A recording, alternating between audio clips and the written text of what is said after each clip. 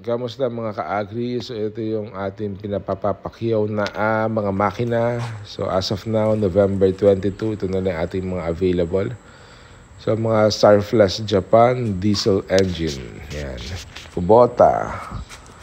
Yan mga kubota natin. Kinis ng gilid.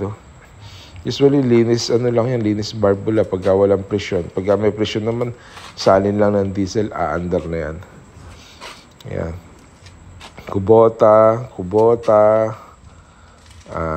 Mitsubishi, Yanmar, yan, Kubota, tapos Mitsubishi, usually mga GA85, meron pa tayo, ER50, meron pa rin, M7, meron pa rin, M5, NM5, meron din, NS75, meron pa yata isa dyan, ayan. Yan yung mga ganyan ito. Ayan, Yanmar yan. So, ayan, naglalaro range ng price natin na 9.5. Pinakamataas na yata dyan yan, 9.5. Tapos, pinakamababa natin dyan, 3,500. So, yun lamang guys. Visit na lang kayo o personal message na lang kayo sa Gafan Agri Trading. Thank you.